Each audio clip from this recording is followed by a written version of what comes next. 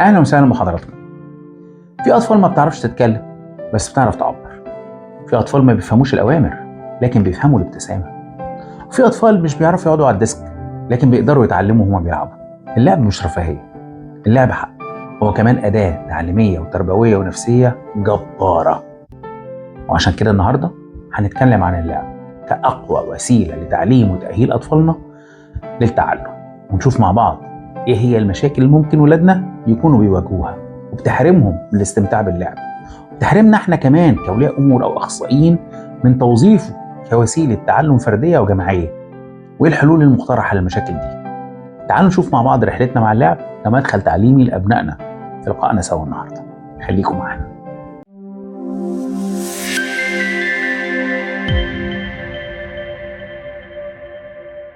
اولا، يعني ايه اللعب وليه هو مهم؟ اللعب هو النشاط الطبيعي اللي الطفل بيعمله من غير ما حد يقول له يعمل كده، او بتعبير تاني اللعب هو اي نشاط الطفل بيعمله لمجرد الاستمتاع، بس من خلاله بيكتشف نفسه وبيفهم العالم وبيتعلم ويتواصل.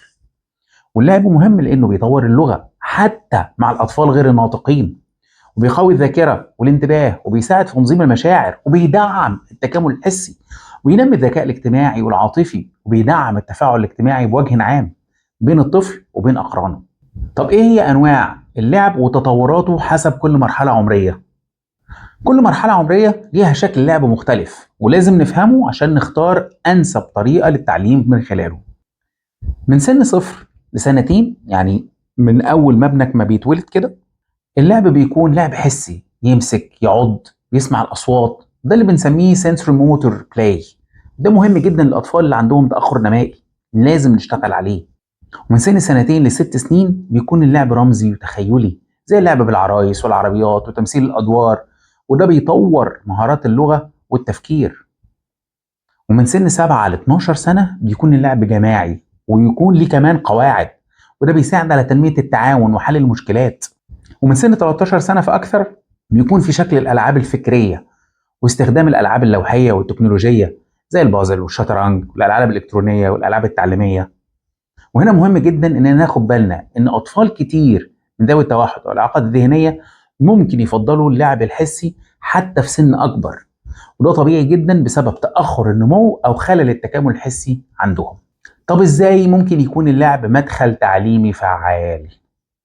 اللعب مش ضد التعليم، ده ممكن يكون انسب طريقه لتعليم الاطفال، خصوصا لو كان منظم ومبني على هدف واضح. فمثلا لو طفل عنده تاخر في اللغه نستخدم معاه اللعب الرمزي زي اللعب بالعرايس او لعبه المطبخ عشان نعزز الكلمات والتفاعل.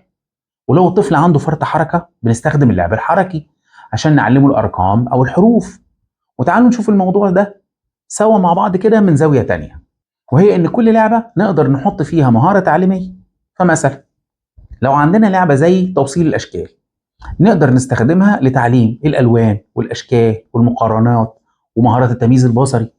وهنا بنأكد مع بعض على ان اللعب التعليمي الناجح لازم يكون ممتع وليه هدف ومتكرر بشكل منتظم ومتدرج في الصعوبة. طب هل لازم يكون في بيئة خاصة للعب؟ او بمعنى تاني، المكان اللي هنلعب فيه ممكن يكون شكله ايه؟ اللعب ملوش مكان واحد، بس مهم المكان اللي هنلعب فيه لازم تكون فيه الاشتراطات دي. واحد، يكون آمن، يعني مفيهوش أي حاجة ممكن تؤدي إلى إصابات لا قدر الله. مش مشتت، وخاصة الأطفال اللي عندهم توحد أو ADHD. وتكون في أدوات مناسبة لعمر الطفل وقدراته، ودي نقطة مهمة جدا تقول لنا إن اللعب لازم يكون من خلال أهداف موضوعة وفق قدرات واحتياجات كل طفل، لأن الهدف هنا توظيف اللعب كوسيلة ممتعة للتعلم. ويكون كمان في مساحة بتتيح فرصة للحركة والتكرار والاستكشاف. طب ايه هي المشكلات اللي ممكن نواجهها في اللعب عند الاطفال ذوي الاعاقه؟ اولا هنقابل ضعف في المهارات الاجتماعيه، يعني الطفل مش فاهم يعني ايه لعب تفاعلي، مش بيعرف يستنى دوره او يشارك، وده بنشوفه كتير مع الاطفال ذوي التوحد مثلا. حاجه تانية زي الانسحاب او الرفض التام للعب، وبعض الاطفال بيكون عندهم قلق او توتر من الالعاب الجديده، وده بيحصل غالبا بسبب فرط الحساسيه، او بمعنى تاني لو الطفل عنده مشكلات حسيه سواء سمعيه او بصريه او لمسيه. حاجة تالتة ممكن نشوفها اللعب التكراري أو النمطي، زي إن الطفل بيلف العجلة، بيبرم ورقة، بيرمي الحاجة ويجي يروح يجيبها، وده ناتج عن اضطراب في تنظيم الحواس أو ضعف في التخيل، وده ممكن نشوفه في الأطفال ذوي اضطراب طيف التوحد والإعاقات الذهنية. ممكن كمان نقابل ضعف في المهارات الحركية الدقيقة أو الكبرى، زي إن الطفل مش قادر يمسك اللعبة أو بيتلخبط في الحركة، وده شائع من الأطفال اللي عندهم شلل دماغي أو تأخر حركي، واللي كمان بيبقى موجود في بعض المتلازمات الجينية. كمان ممكن نشوف قلة الانتباه أو التشتت، زي إن الطفل بينتقل من لعبة للتانية بسرعة ومش بيكمل اللعبة للآخر، وده مرتبط بشكل كبير باضطراب فرط الحركة وضعف الانتباه. طب إيه هي الحلول البسيطة والعملية اللي ممكن نقدمها كأولياء أمور؟ افهم سبب المشكلة قبل ما تعالج السلوك. مش كل طفل مش بيلعب يعني عنده مشكلة نفسية، ممكن يكون مش عارف يستخدم اللعبة، أو مش عارف الهدف منها إيه، أو اللعبة نفسها مش مناسبة ليه. يعني لازم نكون مرنين ومراقبين لأداء الطفل. قدم تهيئة حسية قبل اللعب. بعض الأطفال بيكون عندهم خلل حسي، ده بيخليهم يرفضوا الألعاب أو بيتهيجوا بسرعة. يتهيجوا هنا إن هم يبقى عندهم حالة من الهياج الناتجة عن الخلل الحسي. عشان كده لازم نعمل لهم تهيئة بسيطة قبل اللعب، زي تدليك بسيط بإيدك أو بفرشة ناعمة، الضغط العميق باستخدام إيديك أو بطانية تقيلة أو وساد ضغط، تمرينات تنفس بسيطة زي شهيق وزفير باستخدام البالونة.